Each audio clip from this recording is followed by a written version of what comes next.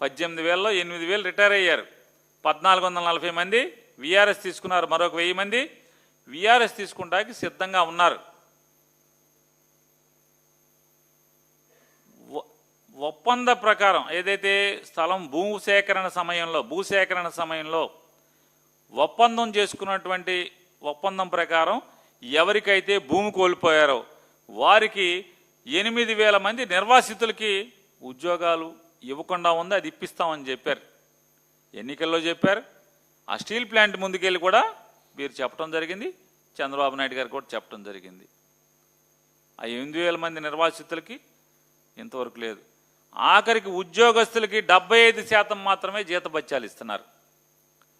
ఉన్నటువంటి సుమారుగా 8,000 చిల్లర అంటే 18,000 మందిలో ఉండగా 8,000 మంది రిటైర్ అయిపోతే మిగతా ఒక 1,400 మంది 40 మంది బయటికి వెళ్ళిపోతే మిగతా వాళ్ళకి ఒక 8,000 9,000 మందికి సుమారుగా వాళ్ళు ఇచ్చేది 75% జీతం మాత్రమే స్టీల్ ప్లాంట్ వారికి జీతాలు చెల్లిస్తుంది. మరి హెచ్ఆర్ఏ కానీ మిగతా అలవెన్స్లు కానీ మొత్తం ఎత్తిపారేశారు. ఎంప్లాయీస్కి హౌస్ రెంట్ అలవెన్స్లు కానీ ఏ అలవెన్స్లు కానీ లేవు. ఎందుకని ఈ ఫ్యాక్టరీ అయిపోయి ఆ దివాళా పరిస్థితికి వచ్చేసింది. మేము ప్రైవేటీకరణ చేసే పరిస్థితిలో ఉన్నాం. జీతాలే మీకు 75% ఇస్తున్నాం, ఇంకా హెచ్ఆర్ఏ కానీ ఏమి ఇవ్వలేమని చెప్పని ఎత్తేసారు. మీరు కాపాడామని నిలబెట్టామని చెప్తున్నటువంటి స్టీల్ ఫ్యాక్టరీ ఒక్క కొత్త రిక్రూట్మెంట్ లేదు. ఇప్పుడు ఈయనేమంటారు, మనం ప్రైవేటీకరణ చేయకుండా ఆపేసాం, నిలబెట్టేసాం. వైజాగ్కి మనం ఏం చేసామంటే స్టీల్ ప్లాంట్ ఇచ్చేసాం వైజాగ్కి అని చెప్తున్నారు. పవన్ కళ్యాణ్ గారు నిజంగా ఇంత వంచన మాటలు ఎందుకు? ఎవరిని మోసం చేస్తున్నారు? ఈ సైజు కట్ట చూడండి, ఇంకా ఉన్నాయి. ఈ సైజు ఈ చూడండి, ఈ సైజు చూడండి. కాగితాలు, ఇన్ని కాగితాలు, ఇవన్నీ ఏంటనుకుంటున్నారు?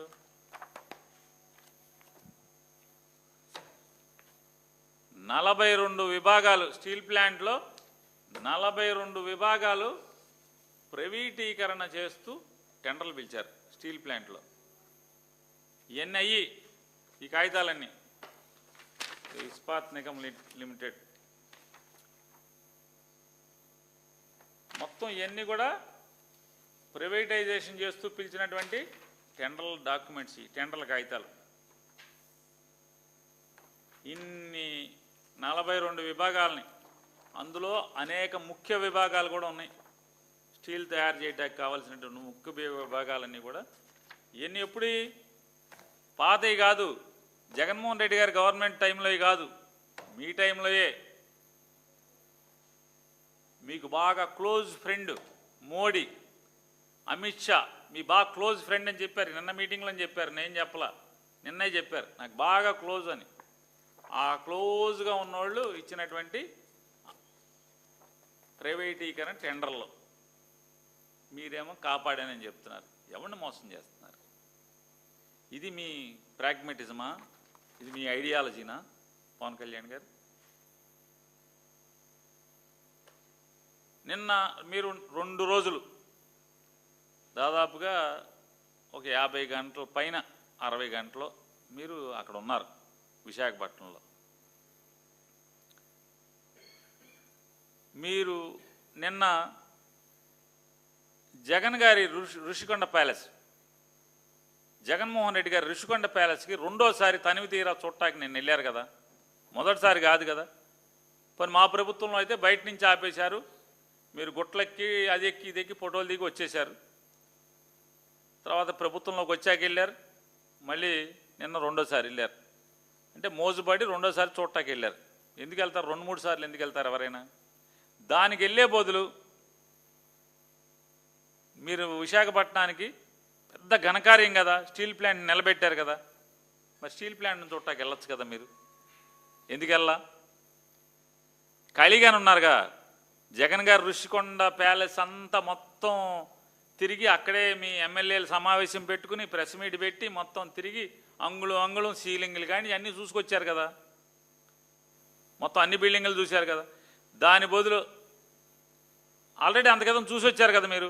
రెండోసారి దాన్ని మళ్ళీ చూసుకునే బదులు పవన్ కళ్యాణ్ గారు మీరు స్టీల్ ప్లాంట్కి వెళ్ళి మీరు ఎందుకు సందర్శించలేదు? మీ మొత్తం ఈ వేల మంది కార్మికుల మధ్య సంబరాలు చేసుకోవచ్చు కదా, గులాం జిమ్ముకోవచ్చు కదా. ఈ ప్లాంట్ని నిలబెట్టాను, ఈ వైజాగ్ స్టీల్ ప్లాంట్ నేను నిలబెట్టానని చెప్పని ఫ్యాక్టరీ అంతా కలిదిరిగి ఆ వేల మంది ఉద్యోగస్తుల మధ్య వాళ్ళ మేళతాళాలు, వాళ్ళ చప్పట్లు, వాళ్ళ ఈలలు, వాళ్ళ కేకలు, ఆనందాల మధ్య మీరు ఆ అనుభూతి ఎంత గొప్పగా ఉండేది అక్కడ పొందొచ్చు కదా. మీరు విజయం సాధించిన చోట మీరు మీ ప్రభుత్వం అక్కడికి వెళ్లకుండా మీరు ఇక్కడికి ఎందుకు వెళ్ళారు? ఎలక్షన్ల ముందు మీరేం చెప్పారు?